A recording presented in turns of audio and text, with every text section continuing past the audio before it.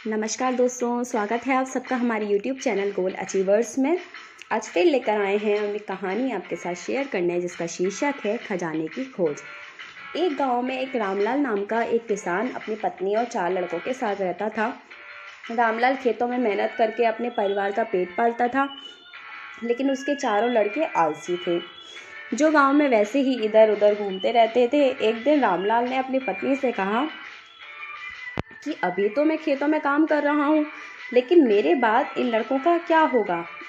इन्होंने तो कभी मेहनत ही नहीं करी, ये तो कभी खेत भी नहीं गए। रामलाल की पत्नी ने कहा कि धीरे धीरे ये भी काम करने लगेंगे। समय बीतता गया और रामलाल के लड़के कोई काम नहीं करते थे।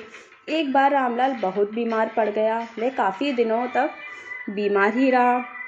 उसने अपनी पत्नी को कहा कि चारों लड़कों को बुला कर लाओ। उसकी पत्नी चारों लड़कों को बुलाकर लाई। रामलाल ने कहा, लगता है कि अब मैं ज़्यादा दिन तक जिंदा नहीं रहूँगा।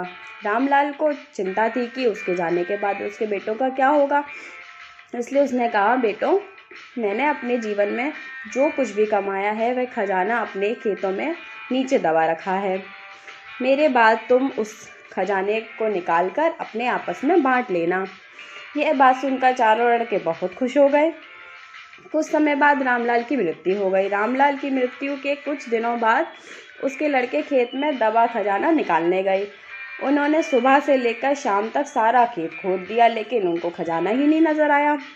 लड़के घर आकर अपनी माँ से बोले, माँ, पिताजी ने हमसे झूठ बोला था, उस खेत में तो कोई खजाना नहीं मिला हमें। उसकी माँ ने बताया कि तुम्हारे पिताजी ने जीवन में ये घर और वो खेत ही कमाया है बस, लेकिन अब तुमने खेत खोद ही लिया है तो उसमें बीज भी बो दो। इसके बाद लड़कों ने बीज बोए। माँ के कहे अनुसार उसमें पानी भी देते रहे। कुछ समय बाद फसल पककर तैयार हो गई, जिसको बेचकर लड़कों को अच्छा मुनाफा हुआ, जिसे लेकर वे अपनी माँ के पास पहुँचे। माँ ने कहा कि तुम्हारी मेहनत का असली खजाना यही है और तुम्हारे पिताजी तुमको यही समझाना चाहते थे।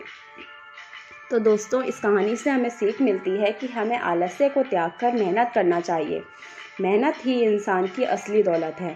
बताइएगा कमेंट बॉक्स में कि आपको ये कहानी कैसी लगी, और हमारे चैनल को ज़्यादा से ज़्यादा शेयर कीजिए, सब्सक्राइब कीजिए। धन्यवाद दोस्तों।